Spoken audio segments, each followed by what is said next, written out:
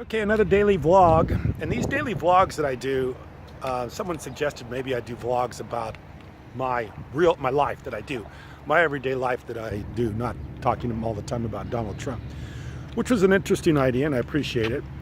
And I'll tell you what I do every day. I don't know how interesting it is, but I'm a programmer. And I like to program, and most of my day, half my day involves programming, the other half of the day involves talking to people, talking to clients. So I'd be happy to make programming videos, but the problem with that is I'm not the greatest at instructing people on programming, and sometimes unless you just have it really well laid out, and maybe you run through a language real quick. I see there's people that do that, and they'll go through all the, like I think this Banos guy, he goes through all the different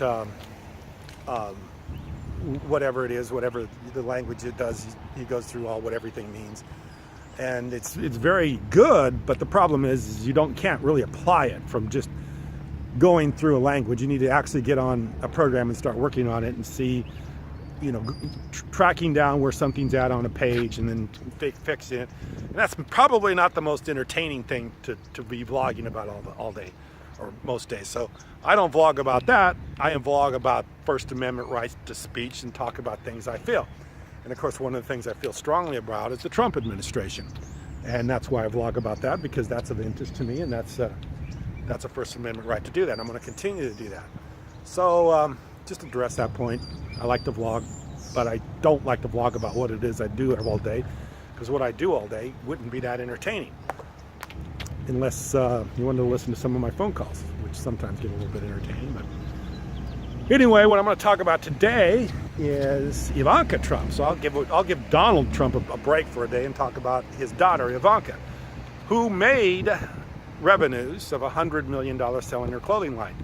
So she made $100 million. What she actually pocketed, I don't know, but probably a significant amount of money. Significant part of that $100 million probably was profit. Because most of her stuff's probably made really cheaply.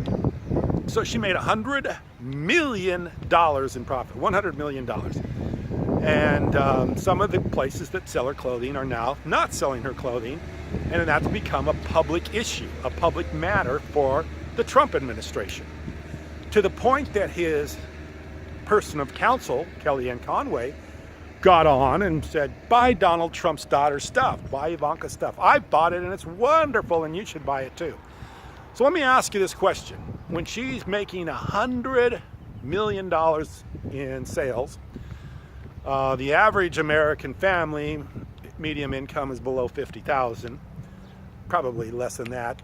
The average medium family in the United States that is black makes even less than that. They're probably making somewhere around $20,000 or $35,000.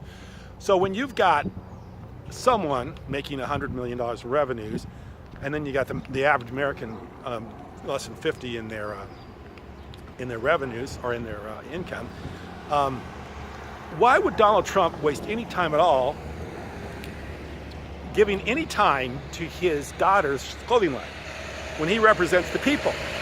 And the people aren't making millions and millions and millions of dollars, but yet he's worried about his daughter's million dollars, hundreds of millions of dollars worth of revenue, to the point that he's got to make it a public issue. And he did. He made it a public issue. He addressed that publicly as president of the United States. He has actually had his press people address it publicly. It's still being addressed publicly. He should be ashamed of himself when the average American who, he isn't addressing every day. He's making $50,000 a year. His daughter's making over $100 million a year, and that becomes his focus, his interest. That just shows you how unprofessional this guy is, and how he's so focused on his own family wealth and not the wealth of the people that he represents in the United States that backed him and that elected him and gave him their full faith and trust to do the right thing by him. He didn't tweet that every day about Joe Blow, who makes $50,000 as a plumber, and how he's being wronged or how something's going on with him. No, he talks about his daughter, who makes $100 million a year, and say how she's being done wrong because she's being dissed by some retailers. Just total bullshit. It just shows you the hypocrisy behind this. So once again, It's a First Amendment right. I want to talk out about this kind of stuff because I think it's horrible and I think it's an injustice, and I speak about it. The other things I want to speak about that I see every day is I see people struggling. Every single day I see people struggling. I talked to a lady last night who was in front of a grocery store, and she had 3 kids with her, and she was hoping to get a little bit of money together to buy the kids some food. And here she's a woman, middle-aged woman, standing in front of a grocery store, trying to panhandle for a few dollars to feed her kids. That crushes me. That just totally crushes me that we have that. I talked to another gentleman today who is actually a gardener in our area, and he has a daughter who has a cancer in her eye. And twice now she's had it removed once. Now she's lost her eye, and they had to remove it twice. Well, it just so happens that her husband's in Mexico, and they were married in Mexico, but they also were remarried again in Phoenix. She was born in the United States and has 2 kids with him that are U.S. citizens, but he can't even come back over the border to help his wife through this cancer surgery. I mean, and it's horrible. It's horrible that this poor woman who has 2 kids is fighting cancer. Her husband's in Mexico. You try to get back across the border just to be an assistance to her. And I guess at the border they told him, look, we don't allow people to come back in the country unless someone's in a coma. And just the fact you're going through cancer surgery, that's not enough. So he's banned from coming in. I think he tried to cross one time and he got caught, so they actually banned him for like 5 or 10 years to ever try to come to the United States of America. This is the kind of stuff I want to talk about. This is the kind of stuff I see every day, and this is the kind of stuff that I don't want to turn a blind eye to.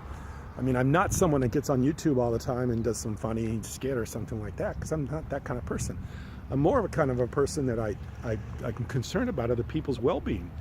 And I feel bad. I mean, it's hard for me to walk into that grocery store last night and buy my groceries knowing someone's out on the curb that can't afford to feed 2 little kids or 3 little kids, and it tells me that all she's got to her name is $5. I mean, it just that really takes me, hits me hard.